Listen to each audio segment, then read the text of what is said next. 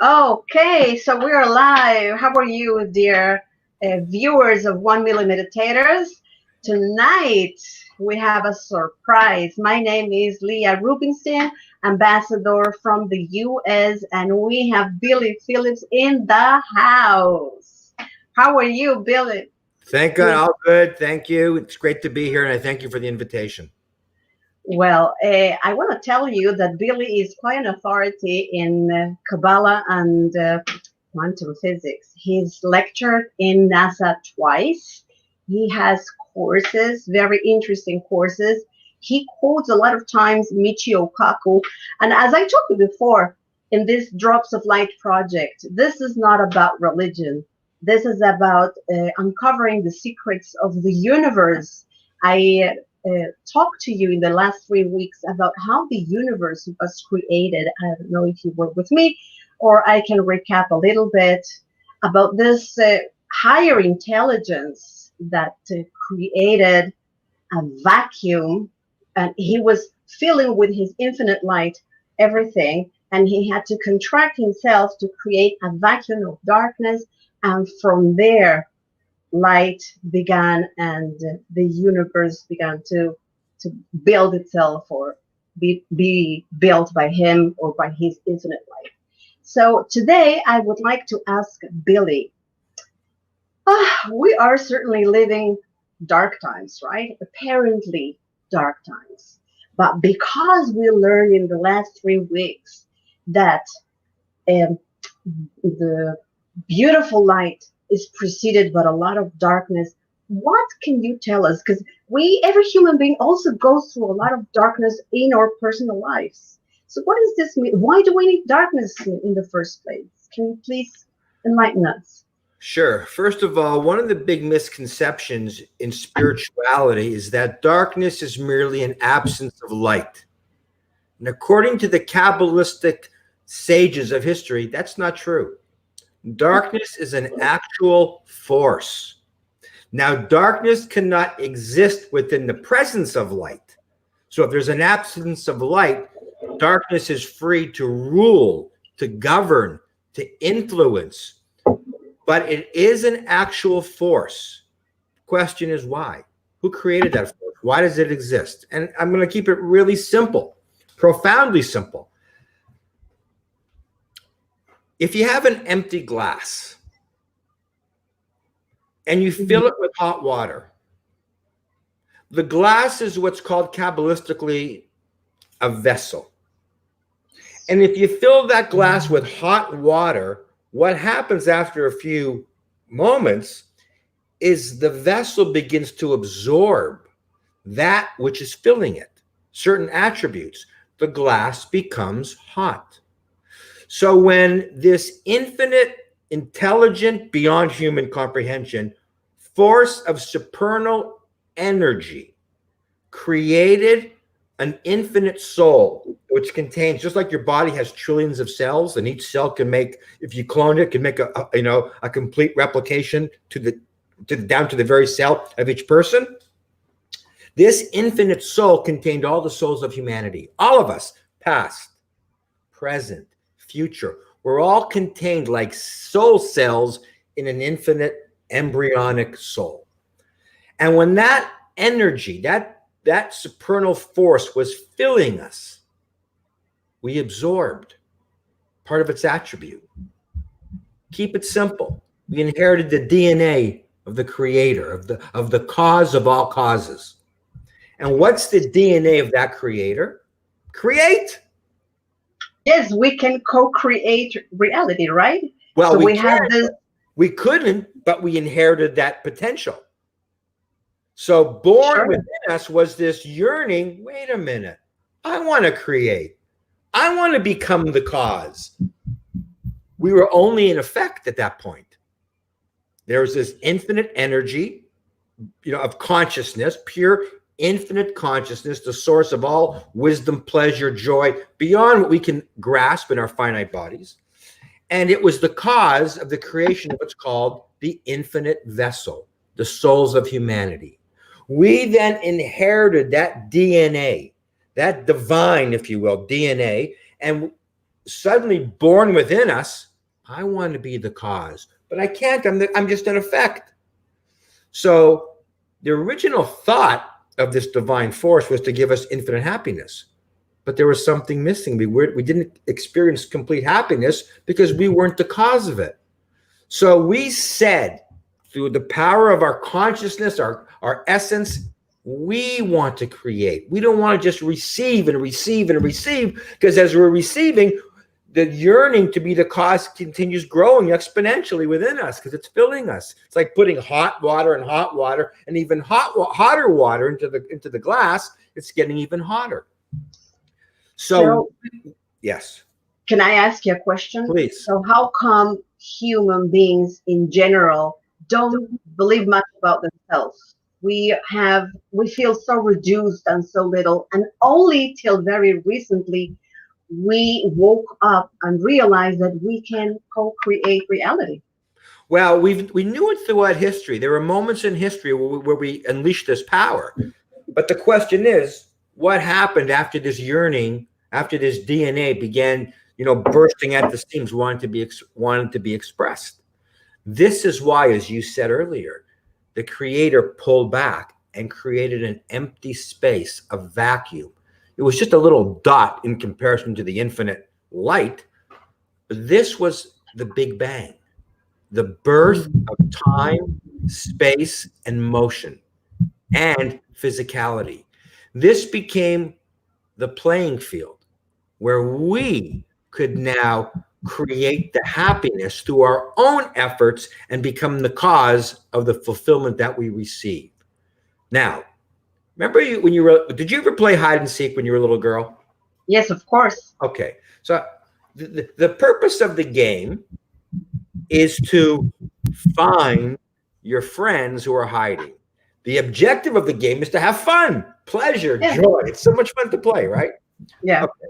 So imagine you're playing as a child. You count to 10, you cover your eyes, and then when you reach 10, you take your hand down, and everyone's standing right in front of you. You found them. You're all it. Game over. Was it fun? No. Yes, of course The not. fun is if they hide. The fun is in the finding of your friends. We said to the Creator, hide the infinite pleasure, hide the light, so that we could find it. If it's just standing right in front of us, again, we don't feel like we're the cause. So the light of creation, the light of joy, everything we seek as human beings was hidden behind a force. And can you feel it now? Something is happening, something is cooking. I can feel it here in my heart. What is happening right now with this apparent darkness? The darkness was there so that we could eradicate it. Because when you eradicate the darkness, you find the light. You won that game of hide and seek because the light is hiding behind the darkness. But there's a force inside of us that the ancient Kabbalists call the adversary or the opponent. And he plays against us. He's the thought inside our head that says, run away from the darkness. Complain about the darkness. Or find the darkness with more negativity, with more darkness, which doesn't work. Yes. And then we don't find the light because we're too busy running away from the darkness instead of running to the darkness and eradicating it to reveal the treasure that's on the other side. And that force was created to make the game challenging because the light hides behind that force in our mind, in our consciousness, and in the external world around us. That's called the game of life. And the fact that there is a game of life, that was also hidden. So we just discovered it today. Yes, so human beings are being awakened now, and as Greg Braden says, we are living an evolution, but humans do not evolve. They don't evolution in our bodies. We don't grow wings and scales. What we grow is an evolution of consciousness. So we are being evolutioned by our consciousness, higher human beings. Now we can get hold of our powers. Exactly. But you need consciousness, you need the wisdom and the answers to our questions in order to wage battle against that negative force and darkness. In other words, you need to know the rules of the game. You know, you could take many talented people and put them on a playing field. Let's say they're great and they're blessed with great talent to play baseball. But if you don't give them the rules, what happens in the playing field? Chaos. Of course. They can't manifest their talents. So what we've been missing for thousands of years, truly, truly missing, the ultimate rules of the game of life. How it works, how you overcome darkness, what are the tools necessary and the technology necessary to play this game. And what are the rules and what is the technology? The technology was corrupted because that's part of the game.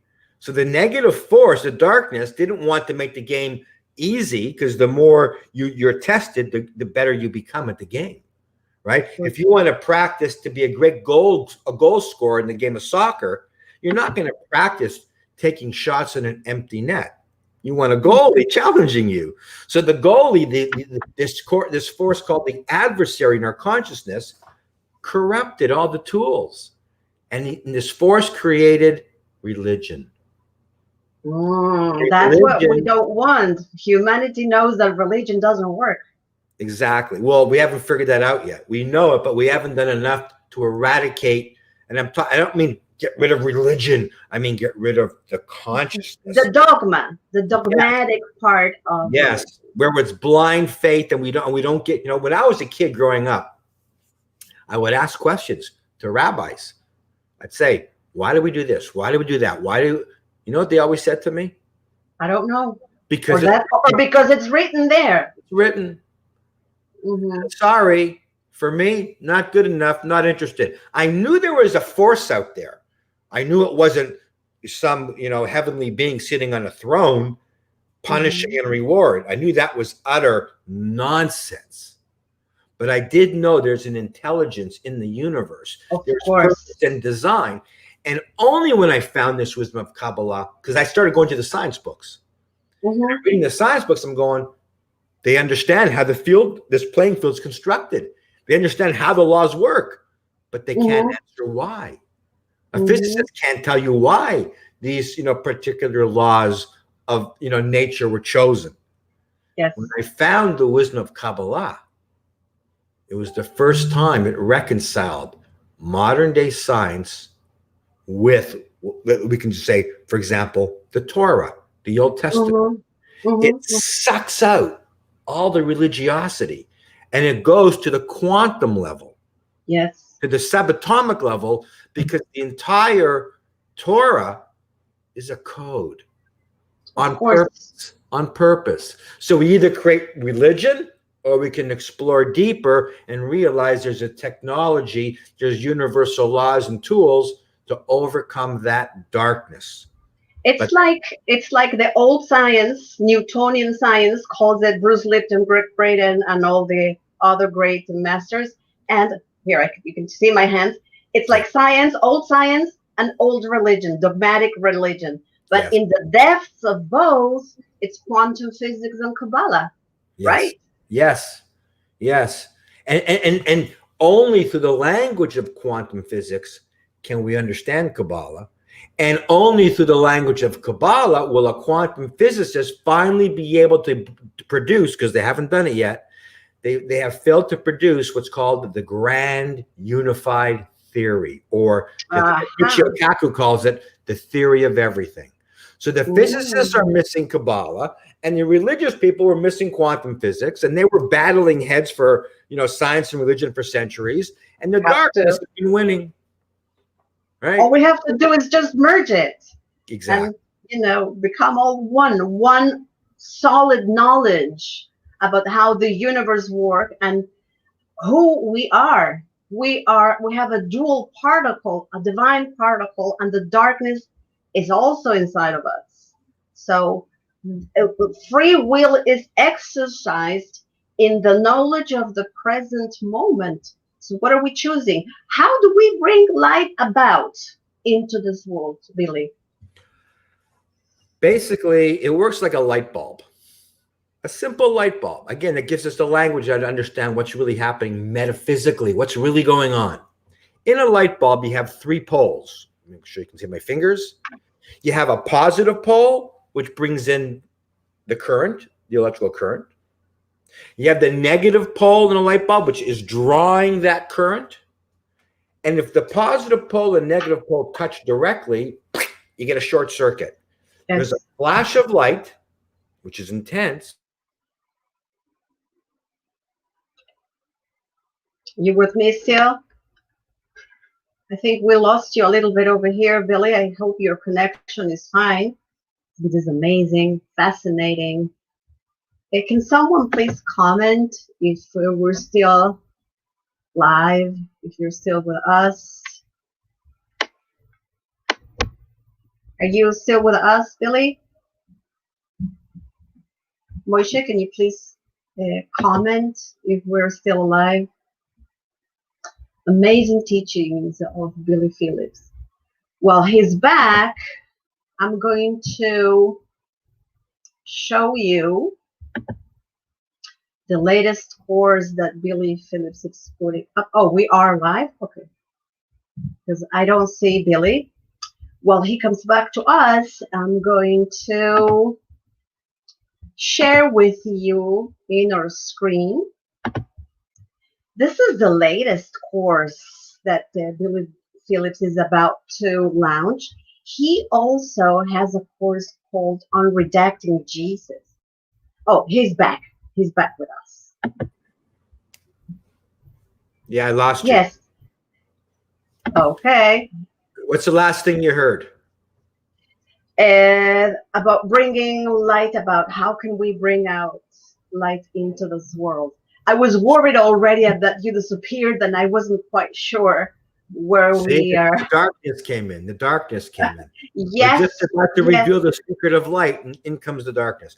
So, did you hear what I said about the light bulb?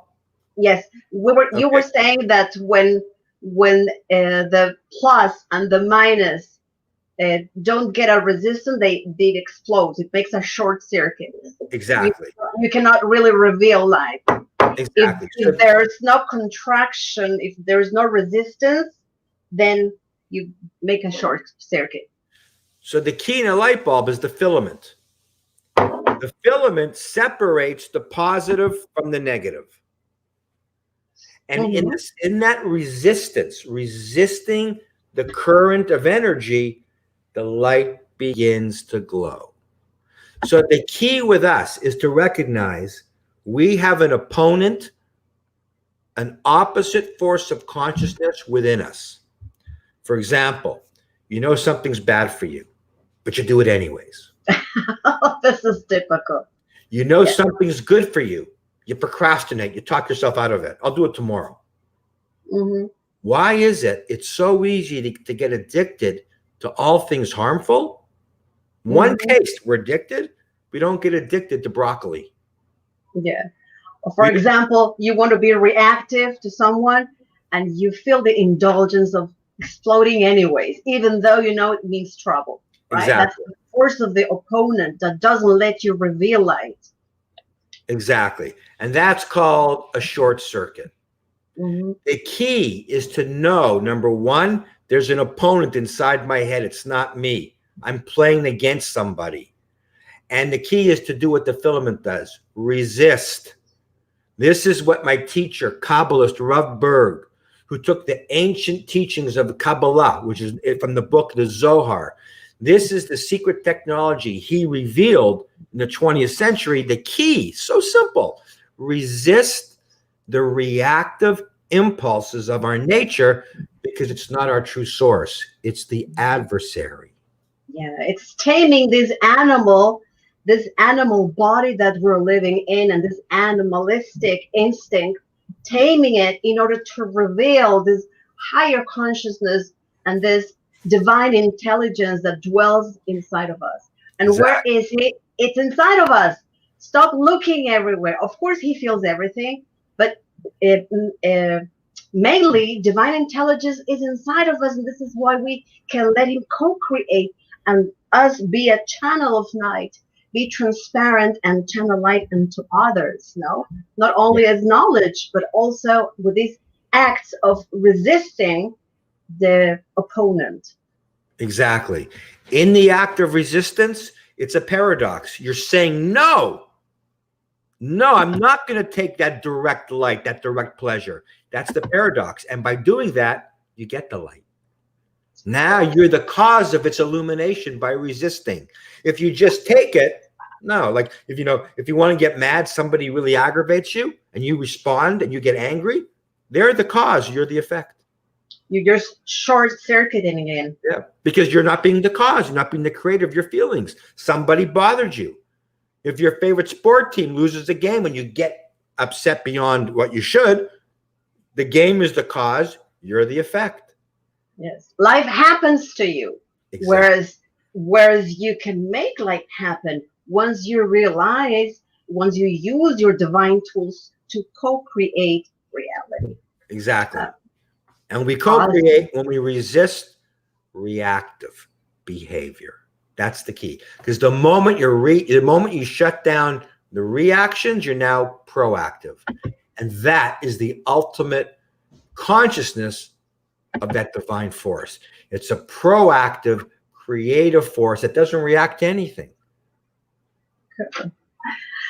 Well, do you want to tell us something about the coming course that you will be having? I'm going to put the banner again while you were gone. Which course? I have two courses. Will be launching in a few weeks. One's available now. Which course did you want me to talk about? Talk about both. So the course that's available now is called Unredacting Jesus. And what this does is it sucks out all the religious corruption that has happened in Judaism and Christianity, and it presents the true story, the true inner metaphysical processes that were happening both historically and metaphysically in the world, and what really gave birth to Christianity, who Jesus was, why did the Jews oppose him, why was the temple destroyed 2,000 years ago, what's really going on? Because if you read the, you want to tell me that Jesus was a Capitalist? Absolutely. So there must have been an opponent that didn't want him to reveal this technology into the world. I'm guessing. I don't know anything about. Absolutely. The Kabbalists teach, the Kabbalists, the rabbinical Jewish Kabbalists of history teach. He came to bring these secrets that we're talking about to the Gentile nations. Remember, there's no Christianity then when he was here. He came to save them from their misery because there was so much darkness. And then amongst the Israelites, 2,000 years ago, there was the great mystic Rabbi Akiva, Rabbi Shimon Bar Yochai. They were trying to bring the secrets to the Israelites, but the Jews were not ready for it. You know what reminds me of? This David Bohm, a quantum physicist from the beginning of last century. He was a quantum physicist, and he was also banned from the scientific community because he also wanted to teach about quantum physics. So it's like a parallel in the paradox. No? Yes. And tell us about this. I'm sorry. Oh, okay. So on the Jesus course, what we do is, if you read the New Testament, it says, to the masses, Jesus spoke in parable, but to his disciples, he revealed the secrets.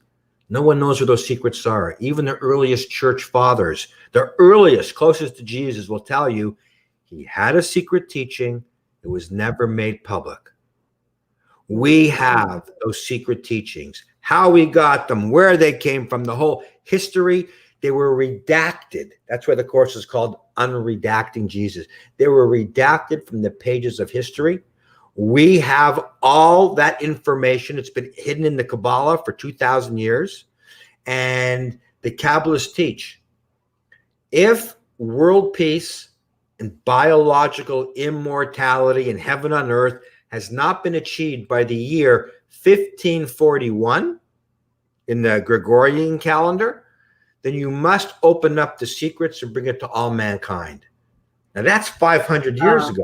Still, it took until the 20th and 21st century for this wisdom to start coming out now. And we have tools like the internet that make it possible. So what I'm saying to you right now, this stuff was top secret, highest confidential throughout history. And now we're talking about it on the internet. Isn't this marvelous to be alive in this era? I'm so happy. So the course we live in the era of information, so it's a must to learn. If there is no effort, there is suffering. Yeah. The second course is called Atom, A-T-O-M, like the atom, Adam and Eve. It's based on my 2 lectures at NASA. That's the one that of the ticker below. Adam and Eve. Okay. Yes. The NASA lecture. I have to write this down. Adam, A-T-O-M, and Eve. Wow, I can't wait for you to release that one, because I love merging spirituality with quantum physics, or with science, quantum science, of course. And we interview all kinds of physicists who are in this course. Nobel Prize winner Arno Penzias, Michio Kaku, other physicists. And we do what's never been done before. We unify, and like you say, we merge science and the wisdom of Kabbalah, the Zohar. Yeah. Until everything is all one consciousness, unified consciousness, a unified humanity, a unified soul. It's Billy, the grand unified theory. How? It's the grand unified theory. Yes. In simple terms. Thank you enough for this information. Really, thank you so much for being with us, for your time, for sharing these secrets. You know, there's so much to know, and not only to know, it's so much that we have to transform ourselves and use these tools. Not only hear about them, implement them in your day-to-day life. So I would like to add that if you want to bring light to the world, do random acts of kindness, love humanity for what they are, even if they don't think like you, and resist this animalistic ego of yours, and then life won't happen to you. You will co-create with higher intelligence. Thank you so much. Thank you. And I hope this is not the last time that you are here with 1 million meditators. I love myself and I love the planet. Thank you so much, Billy. Thank you. Bye-bye. Bye-bye.